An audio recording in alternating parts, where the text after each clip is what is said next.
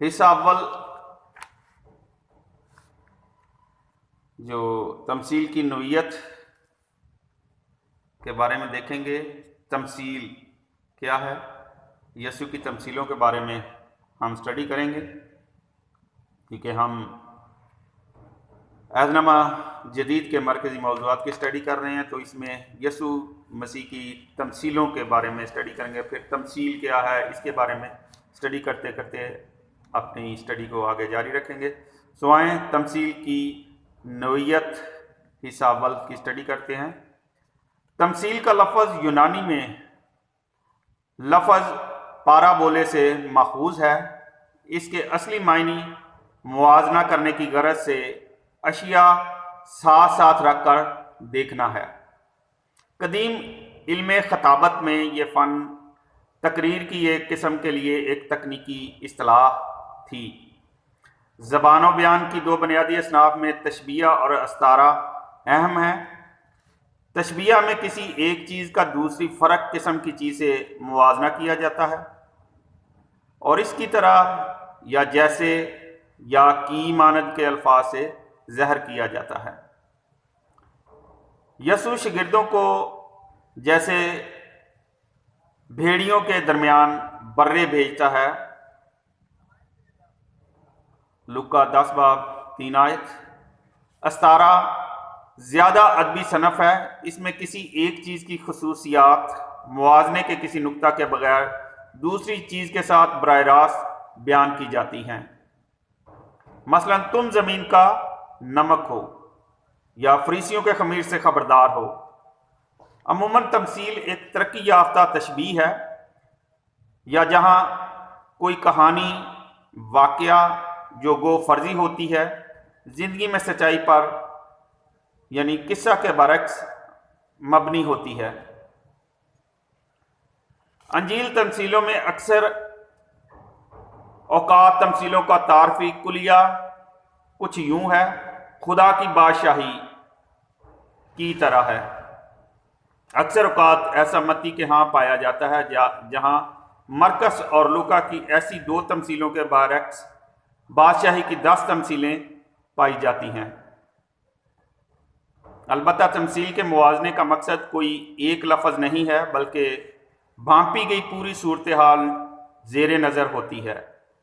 خدا کی بادشاہی اس بادشاہ کی طرح نہیں ہے جو حساب کتاب نمٹانا چاہتا ہے، متی 18:23-25، لیکن یہ فیاض معافی پر شامل ہے۔ خدا کی بادشاہی جال کی طرح بھی نہیں، متی 13:47 آیت، بلکہ مچھلیاں پکڑنے اور اچھی مچھلیوں کو بریوں سے علیحدہ کرنے کی طرح ہے۔ مثالیہ یا مجازیہ ایک یا کئی سلسلہ وار استعاروں کی ترقی یافتہ شکل ہے، اور یہ تمثیل سے کم واضح لیکن تمثیل سے زیادہ کنیہ امیز ہوتا ہے۔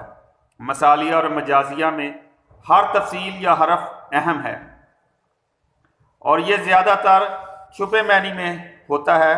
مثلا مرکس 4:13-20 آیت۔ یونانی ترجمہ ہفتاد میں تمثیل کے لیے یونانی لفظ پارابولے کا استعمال تمثیل کے تنگ معنی کے خلاف خبردار کرتا ہے۔ یہاں پر یہ عام طور پر عبرانی لفظ مشال کا ترجمہ ہے، جو متعدد اصناف کو سموئے ہوئے ہے۔ مثلا مثل سیمویل کی پہلی کتاب 10:12 آیت، امثال پہلا باب اور اس کی پہلی اور چھٹی آیت، پھر 26 باب اور 7ویں سے 9ویں آیت۔ پہیلیاں قضات 14 باب 10 آیت سے 18 آیت۔ طنزیہ گیت میکا 2 باب 4 آیت، حبقوق 2 باب 6 آیت۔ نبوی فرمان عدد 23 باب 7 اور 18 آیت۔ استعارات اور مجازیے اشعیاء 5 باب 1 سے 7ویں آیت۔ حزقییل 17 باب 2 سے 24 آیت۔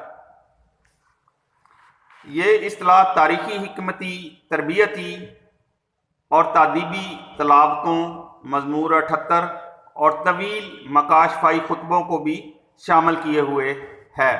اناجیل موافق تمثیل کو مثل کے وسیع سلسلہ کے طور پر استعمال کرتی ہیں، اور یہ امثال لوکا 4 باب 23 آیت، مثالوں لوکا 12 باب 16 سے 21، مشاہبتوں لوکا 5 باب 36 سے 34، تشبیہوں متی 23 باب 27، مجازیے متی 25 باب 1 سے 13 آیت، اور تذکرہ تمثیلیں جن سے ہم بخوبی واقف ہیں ان پر مشتمل ہوتی ہیں۔ یوحنا گو شبیہ کاری، علامت نگاری اور مجازیے مثلا 10 باب 1 سے 17 آیت میں مہارت رکھتا ہے۔ تمثیل کی نسبت ایک فرق یونانی لفظ 16 باب 25 استعمال کرتا ہے۔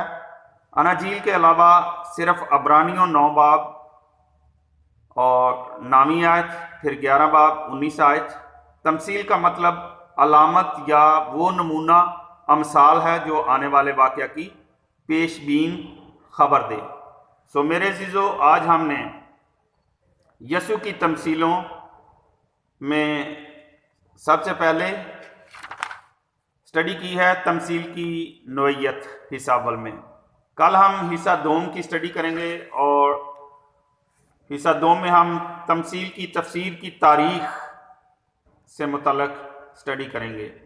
سو اپنے خادم ریورنڈ ڈاکٹر اسٹیفن صدیق کو اجازت دیں۔